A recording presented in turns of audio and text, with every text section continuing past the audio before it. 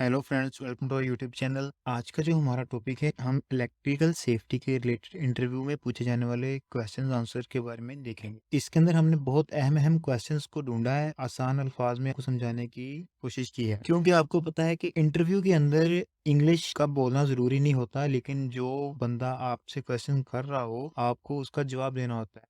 किसी भी लैंग्वेज के अंदर दें। लेकिन अगर आपको पीपीटी फाइल चाहिए तो आप कमेंट बॉक्स के अंदर बताएं, या आप HSC study and job about में जाएं और वहाँ जो हमारी चैनल की ईमेल है आप वहाँ पे जाके मेल करें और आपको पीपीटी फाइल सेंड हो जाएगी। या फिर आप कमेंट बॉक्स के अंदर अपना ईमेल एड्रेस मेंशन कर दें, तो तब भी हम ट्राई करेंगे कि आपको पीपीटी फाइल पहुँच जाए। तो हम स्टार्ट करते हैं। तो काइंडली अगर किसी ने हमारा चैनल सब्सक्राइब नहीं किया तो सब्सक्राइब कर ले, ताकि मजीद नई आने वाली वीडियोस की अपडेट उससे मिलती रहे। सबसे पहला क्वेश्चन है कि इलेक्ट्रिसिटी इलेक्ट्रिसिटी क्या होती है? Electricity flow of energy from one place to another. एक फ्लो है एनर्जी का एक जगह से दूसरी जगह। से हम इस तरह भी कह सकते हैं कि फ्लो ऑफ इलेक्ट्रिक पावर और या चार्ज। इलेक्ट्रिक पावर या चार्ज का जो फ्लो है एक जगह से दूसरी जगह। ये बस बेसिक्स इसकी डेफिनेशन है। जो हमारा नेक्स्ट क्वेश्चन है वो है कि इलेक्ट्रिकल इंजरीज किस तरह की हो सकती हैं, क्योंकि किसी भी वर्क प्लेस के ऊपर इंजरीज का होना कॉमन चीज है। तो इलेक्ट्रिकल के रिलेटेड अगर कोई इंजरीज हुई तो वो कितनी तरह की होती हैं? इसकी दो मेन टाइप्स हैं। देखें कि एक डायरेक्ट इंजरी हो सकती है और एक इनडायरेक्ट इंजरी हो सकती है। डायरेक्ट के अंदर आ जाता है कि इलेक्ट्रिक शॉक लग सकता है, या उस बॉडी जल सकती है, या वो डेथ भी हो सकती है उस बंदे की। और जो इनडायरेक्ट के अंदर आ जाता है उससे कोई हल्की फुल्की चोटें लग सकती हैं इनडायरेक्ट इंजरीज के अंदर। कि अगर कोई बंदा वर्क कर रहा था लैडर के ऊपर, के वर्क एट हाइट के ऊपर था, तो वहां पे उसे कोई इलेक्ट्रिक शॉक लगा, उसकी वजह से वो नीचे गिर गया, या इस तरह उससे उसका जो बोन वगैरह कोई फ्रैक्चर हो सकती है, एंड फ्रैक्चर हो सकता है, पाँव वगैरह को। इस तरह की जो चीजें हैं ये इनडायरेक्ट इंजरीज के अंदर आती हैं। और जो हमारा नेक्स्ट क्वेश्चन है ये बहुत ही इंपॉर्टेंट क्वेश्चन है इंटरव्यू के रिलेटेड, कि शॉक का सर्वे किस तरह कर सकते हैं। तो इसके बारे में, पाथ क्या होता है? पाथ वो जगह होती है जहां से करंट लगा है। किसी बंदे को करंट लगा है, वो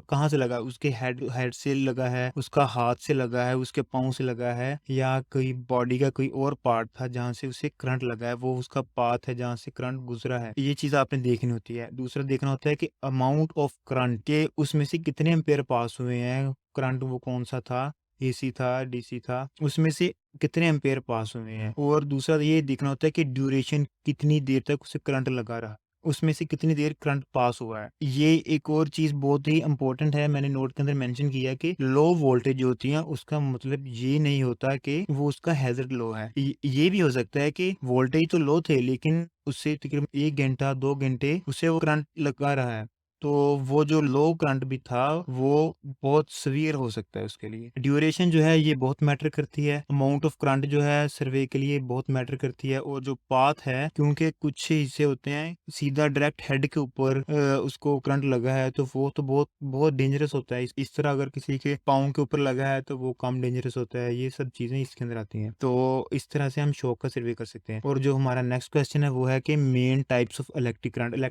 इलेक्ट्रिक करंट कितनी तरह के होते हैं? इलेक्ट्रिक करंट दो तरह के होते हैं, अल्टरनेटिव करंट और डायरेक्ट करंट। अल्टरनेटिव करंट के अंदर इलेक्ट्रॉन्स दोनों डायरेक्शंस के अंदर अप एंड डाउन मूव करते हैं, और ये 220 वोल्ट का हो सकता है, 440 वोल्ट का हो सकता है, या 11 केवी या इससे भी अबव होते हैं। ये अब आता है कि ये यूज कहाँ कहाँ पे होते हैं। हमारे किचन के अप्लायंसेस के अंदर, किसी इंडस्ट्रियल वर्क के अंदर, टेलीविजन हो गए, इलेक्ट्रिक लैंप्स हो गए, हमारे जो वॉल के अंदर सॉकेट्स होती हैं वहाँ पे। मोस्टली जो इंडस्ट्रीज वर्क कर रही होती हैं वो एसी के ऊपर वर्क कर रही होती हैं, और डीसी भी वहाँ पे चाहिए होता है। डीसी क्या है? डायरेक्ट करंट है। डायरेक्ट करंट के अंदर इलेक्ट्रॉन्स हैं वो एक ही डायरेक्शन के अंदर मूव करते हैं। ये मैंने नीचे सिंबल्स दोनों की मेंशन की हैं ताकि आपको समझ आ जाए बात की। जो हमारी बैटरीज होती हैं वो डायरेक्ट करंट के ऊपर वर्क करती हैं। ये डायरेक्ट करंट मोस्टली 12 वोल्ट का भी यूज होता है, 24 वोल्ट का भी हो सकता है, और ये वेरिएबल होता है, इसे हम खुद एडजस्ट कर सकते हैं जितने के ऊपर मर्जी करना हो। और जो रिचार्जेबल डिवाइसेस होती हैं वो सारी डीसी करंट के ऊपर वर्क करती हैं। आगे आता है कि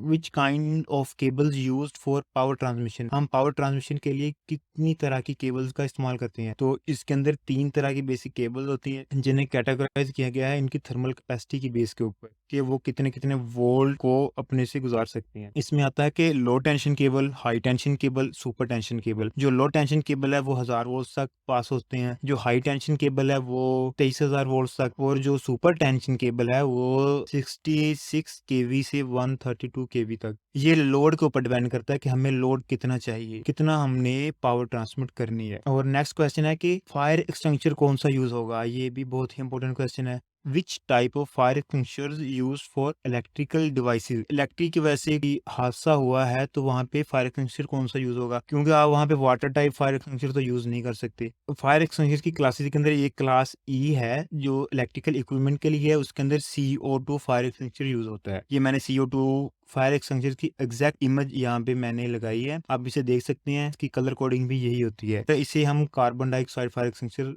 कहते हैं, क्योंकि CO2 कार्बन डाइऑक्साइड। और फायर एक्सटिंग्विशर है वो अल्टरनेट के तौर पर वो भी यूज कर सकते हैं, वो है ABC fire extinguisher. Fire extinguisher के रिलेटेड वीडियो चैनल पे अपलोड, अगर आप तो आप चैनल को विजिट कर सकते हैं। ये ड्राई केमिकल फायर एक्सटिंग्विशर है, इसे हम पाउडर टाइप फायर एक्सटिंग्विशर भी कहते हैं, और ये A, B और C क्लास की जो फायर्स हैं उन तीनों के लिए ही कंपेटेबल होता है। आगे आता है कि इलेक्ट्रिक वर्क के लिए ग्लव्स कौन से यूज होते हैं। इसमें जो रबर के इंसुलेटिंग वाले ग्लव्स होते हैं वो यूज होते हैं, क्योंकि जो रबर है वो एज ए इंसुलेटर होती है इलेक्ट्रिकल के ब्लॉक्स। तो नेक्स्ट है कि अपने काम में दुरुस्ती को कैसे बरकरार रख सकते हैं। एज ए सेफ्टी फीचर ये आपसे पूछा जा सकता है, तो आपने इसके अंदर उसके इंप्रेशन डालना होता है कि मैं काम को परफेक्शन से करता हूँ, सेफ्टी और एफिशिएंसी को बरकरार रखने के लिए हर काम को 3-3 बार चेक करता हूँ, कि मैं अपने पास एक डिटेल नोटबुक रखता हूँ, काम को बड़े ध्यान से करता हूँ। इसमें आपने ये सब चीज़ें बतानी होती हैं। अगर आप ये मैंने जो लिखा है वर्ड टू वर्ड देख लें तो ये आपके लिए बहुत ही यूज़फुल रहेगा। हमारा नेक्स्ट क्वेश्चन है कि अर्थिंग क्या होती है? अर्थिंग, अगर इसे पिक्चर को छोड़ के वैसे अगर मैं आपको समझाऊँ इंडस्ट्री इंडस्ट्री के हिसाब से, कि इंडस्ट्री के अंदर कोई टूल है तो वो इलेक्ट्रिसिटी के साथ कनेक्टेड है, तो हमने उसे अर्थ करना होता है। वो इसलिए ताकि अगर कभी-कभार वो शॉर्ट हो जाए, वो अगर जो टूल है या कोई मशीनरी है वो अगर वो शॉर्ट हो जाए तो उसका जो करंट है वो उसका फ्लो सीधा ज़मीन के अंदर चला जाए, क्योंकि अर्थ जो हमारी ज़मीन है वो एज ए कंडक्टर यूज़ होती है। जिस तरह हमारी बॉडी है ये भी एज ए कंडक्टर यूज़ होती है। इसके अंदर एक और भी चीज़ है कि जो आसमानी बिजली होती है उसके लिए भी अक्सर घरों के अंदर एंटीनास वगैरह लगाए जाते हैं। एंटीनास वगैरह लगाए जाते हैं अगर बिजली वगैरह गिरे तो अब्जॉर्ब करके वो ज़मीन के अंदर भेज देते हैं। आगे हमारा नेक्स्ट क्वेश्चन है कि अगर किसी बंदे को इलेक्ट्रिक शॉक लग गया है तो हम उसके लिए क्या स्टेप्स कर सकते हैं। 6 बेसिक स्टेप्स हैं जो हमने करने होते हैं। इसके बारे में भी डिटेल्ड वीडियो जो है हमारे चैनल के ऊपर प्रोवाइड है, तो आप वो भी विजिट कर सकते हैं। लेकिन इसके अंदर आएगा कि आपने सबसे पहले जो आपका वहाँ का एरिया है या सिटी के हिसाब से जो आपकी वहाँ पे रेस्क्यू अवेलेबल है उससे कॉल करनी होती है। दूसरे नंबर पे इलेक्ट्रिसिटी का सोर्स जो है वो बंद करना है, और किसी ड्राई जो है नॉन कंडक्टर है, इंसुलेटर है जिसे ना, जो कंडक्टर ना हो इंसुलेटर हो, उसके थ्रू कोई कार्डबोर्ड हो गया, कोई प्लास्टिक की चीज होगी तो, और या कोई वुड की चीज होगी, उसके थ्रू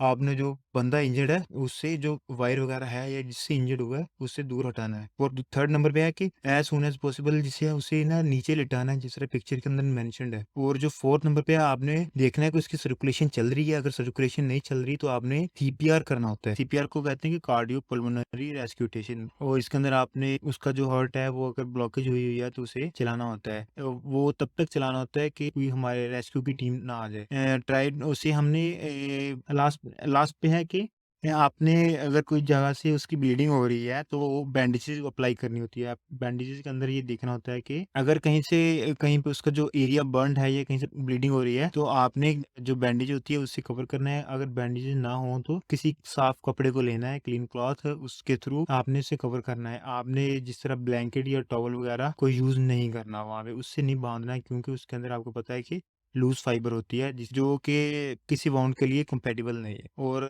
हमारा जो सेकंड लास्ट क्वेश्चन है, common causes of electrical accidents. Common causes कौन कौन सी है इलेक्ट्रिकल एक्सीडेंट के लिए, तो इसके अंदर आता है कि मिसिंग ग्राउंड फॉल्ट प्रोटेक्शन। ये ऐसे जैसे हमने अर्थिंग नहीं की तो इस वजह से जो इश्यूज आते हैं ये कॉमन काज है। इसके लिए अर्थिंग जो है किसी भी इलेक्ट्रिकल इक्विपमेंट की वो बहुत ही इंपॉर्टेंट है। दूसरा है कि misuse of extension cords, जो वहाँ पे हम एक्सटेंशन वगैरह यूज कर रहे हैं या कोई वहाँ पे तारें हैं जो खुली हैं वो यूज हो रही हैं कहीं पर भी, उनका अगर हम मिस यूज करते हैं, इलेक्ट्रिकल के जो इक्विपमेंट हैं उनको सही तरीके से यूज ना करना, ये चीजें आ जाती हैं। और जो वहाँ पे इक्विपमेंट है उसे हमने ठीक तरीके से इंस्टॉल नहीं किया, उसकी जो वायरिंग है वो ठीक तरीके से नहीं की, ये चीज़ें आ जाती हैं। पानी के इर्द-गिर्द हम जब इलेक्ट्रिकल इक्विपमेंट को यूज़ करते हैं तो वहाँ पे अगर हमको गफलत कर जाते हैं तो इस वजह से भी ये भी एक कॉज़ है। आ गया कि lack of proper safety training, अगर हमने अपने लेबर को सेफ्टी की प्रॉपर ट्रेनिंग नहीं दी हो, प्रॉपर इक्विपमेंट ट्रेनिंग अगर हमने वहाँ पे इक्विपमेंट की भी ट्रेनिंग नहीं दी कि कौन सा इक्विपमेंट कैसे यूज़ करना है, कौन सा इक्विपमेंट कहाँ पे, कौन सा इक्विपमेंट कहाँ पे यूज़ हो रहा है, तो ये चीज़ें भी आ जाती हैं इसके अंदर। लेकिन हम वहाँ पे जो सेफ्टी है उसे मद्देनज़र नहीं रखते, तो ये भी बहुत एक अहम ख़ास आ जाती है। और लास्ट के अंदर आता है कि what colour of the earthing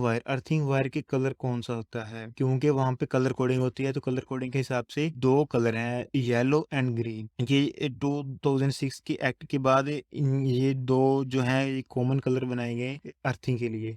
तो आज अभी तक यही यूज़ हो रहे हैं। तो आज की वीडियो यहीं तक की थी। उम्मीद है आपको समझ आई होगी। अगर किसी ने चैनल सब्सक्राइब नहीं किया तो काइंडली सब्सक्राइब कर ले, ताकि मज़ीद सेफ्टी के रिलेटेड आने वाली वीडियोज़ की अपडेट उससे मिलती रहे। अल्लाह हाफ़िज़।